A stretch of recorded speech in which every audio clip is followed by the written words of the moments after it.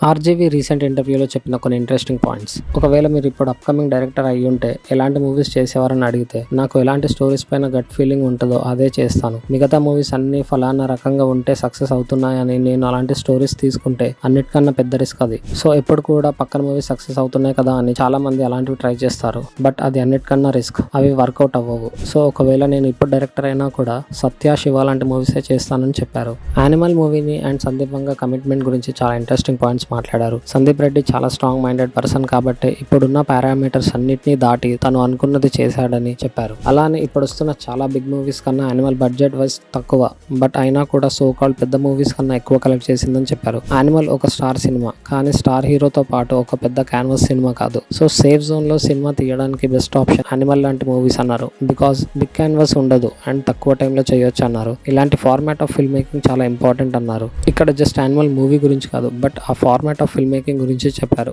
ఈ మధ్య Malayalam movies last few months నుంచి థియేటర్లో రీచ్ ఎక్కువ ఉంది అండ్ మిగతా ఇండస్ట్రీస్ కూడా అలాంటి సక్సెస్ ఒకే టైంలో ఎందుకు రావట్లేదని అడిగినప్పుడు, ఇప్పుడు మలయాళం మూవీస్ సక్సెస్ అవుతున్నాయని తెలుగు ఇండస్ట్రీ అది చూసి మలయాళం డైరెక్టర్స్ ని తీసుకొచ్చి సినిమాలు చేస్తే వర్కౌట్ అవ్వవు అండ్ ఒక సైడ్ డీజే టిల్లు లాంటి మూవీస్ కూడా వర్కౌట్ అవుతున్నాయి. సో ఏ మూవీ వర్కౌట్ అవుతుంది అని చెప్పడం చాలా కష్టం అన్నారు. సలార్ కన్నడలో కన్నా తెలుగులో రెస్పాన్స్ చాలా బాగా వచ్చింది. ఇప్పుడు ఇది ఎలా ఎక్స్ప్లెయిన్ చేస్తామని అన్నారు. ఈ మధ్య పాన్ ఇండియా మూవీస్ కోసం ఒక్కో లాంగ్వేజ్ నుంచి ఒక్కో యాక్టర్ ని తీసుకుంటున్నారు బిజినెస్ కోసం. దీనిపైన మీ ఒపీనియన్ ఏంటని అడిగితే అది చాలా రాంగ్ డెసిషన్ అని చెప్పారు. బికాస్ అందరి స్టార్స్ ని సాటిస్ఫై చేసే ప్రాసెస్ లో మెయిన్ స్టోరీ డిస్టర్బ్ అయ్యే ఛాన్సెస్ ఎక్కువ ఉంటాయి. సో ఆ థాట్ ప్రాసెస్ వల్ల పాజిటివ్ కన్నా నెగిటివిటీ ఎక్కువ ఉంటుందన్నారు. ఎగ్జాంపుల్ గా బాహుబలి గురించి చెప్తూ, బాహుబలిలో ప్రభాస్ తప్ప మిగతా స్టార్స్ ఎవరు ఉండరు, బట్ పాన్ ఇండియా లెవెల్లో బిగ్గెస్ట్ బ్లాక్ బస్టర్ బాహుబలి అని అన్నారు. ఎప్పటికైనా సినిమా స్టోరీ టెల్లింగ్ వల్లనే హిట్ అవుతాయి, కానీ ఇలా ఒక్కో ఇండస్ట్రీలో ఒక్కో యాక్టర్ ఫార్ములాస్ వర్కౌట్ అవ్వవు. మేబీ వాళ్ళు ఇన్వెస్ట్ చేసిన డబ్బులు బిజినెస్ పరంగా సేఫ్ గా ఉంటారని అన్నారు. ఇంకో 10 years లో సినిమా ఎలాంటి ప్లేస్ కి రీచ్ అవుతుందని అడిగితే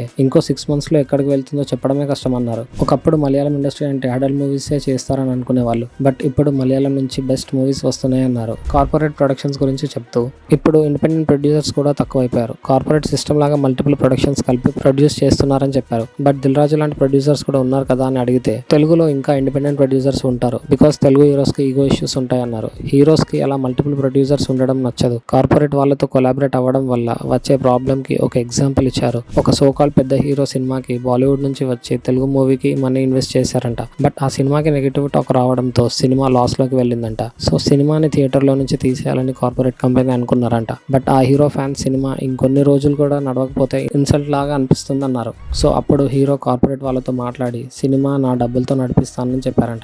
సో హీరో డబ్బులు పెడితే మాకేం లాస్ లేదు కదా అని వాళ్ళు సినిమాని థియేటర్ లో రన్ చేశారంట. బట్ ఇక్కడ ఇంకో పాయింట్ ఏంటంటే, ఈ అగ్రిమెంట్ గురించి డిస్ట్రిబ్యూటర్స్ డిస్కషన్ జరగలేదంట. సో డిస్ట్రిబ్యూటర్స్ సినిమా ఏ థియేటర్ లో నడుస్తుందని పేపర్ లో యాడ్స్ వేయడం ఆపేశారంట, బికాస్ అది ఎక్స్ట్రా కాస్ట్ కిందకి వస్తుందంట. సో కార్పొరేట్ వాళ్ళు లాస్ లో ఉన్నందుకు ఆ మనీ డిస్ట్రిబ్యూటర్స్ కి అందలేవు. సినిమా థియేటర్ లో రన్ అవుతుందంట, బట్ పేపర్ లో మాత్రం యాడ్స్ లేవంట. సో కార్పొరేట్ పాలసీస్ ఇలా ఉంటాయని క్లియర్ గా చెప్పారు. సో హీరోస్ కి ఈ కార్పొరేట్ పాలసీస్ పైన నెగిటివిటీ వచ్చేసిందంట. సో ఇప్పుడు కార్పొరేట్స్ వాళ్ళు ప్రొడ్యూస్ చేయట్లేరంట, జస్ట్ సినిమాని కొనుక్కుంటున్నారని చెప్పారు. అండ్ ఇప్పుడున్న ప్రొడ్యూసర్స్ గురించి చెప్తూ, ప్రొడ్యూసర్స్ హెవీ బడ్జెట్ తో సినిమాలు తీస్తున్నారు అండ్ లాస్ట్ లో వర్కౌట్ అవ్వకపోతే చాలా బాధపడుతున్నారు. లాస్ట్ కి సినిమాని ఎక్కువకి అమ్ముకొని మాత్రమే ఆ బడ్జెట్స్ ని రికవర్ చేసుకుంటున్నారు. ఆ సినిమా అమ్మాక ఆ సినిమా ఆడకపోతే బయర్స్ బాధపడటం. సో ఇలాంటివి ఇండివిజువల్ ఎమోషన్స్ అన్ని కూడా నాకు తెలిసి తెలుగు ఇండస్ట్రీలో అవుతున్నాయని అన్నారు. బాంబేలో ఎప్పుడు బయర్స్ వచ్చి ప్రొడ్యూసర్స్ ఆఫీస్ దగ్గర ధర్నా చేయరు, మనకి ఇవన్నీ ఎక్కువ టాలీవుడ్ లోనే కనిపిస్తాయి అన్నారు. రజనీకాంత్ అండ్ చిరంజీవి గారు వాళ్ళ టైంలో big budget movies and medium budget movies ని బ్యాలెన్స్ చేస్తూ తీసేవారు అని అడిగినప్పుడు, హాలీవుడ్ లో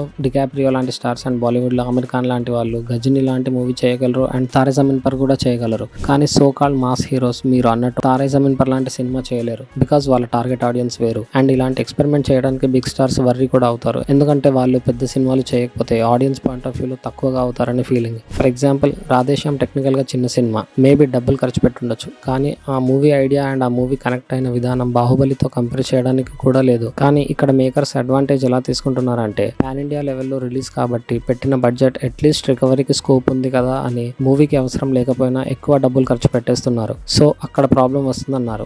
ఫైనల్ గా సినిమా తీయడం మాత్రమే మన చేతిలో ఉంటుంది, ఆడియన్స్ సాటిస్ఫై అవుతారా లేదా అనేది మన చేతిలో ఉండదన్నారు. Stay tuned for more filmy బాతాకాని.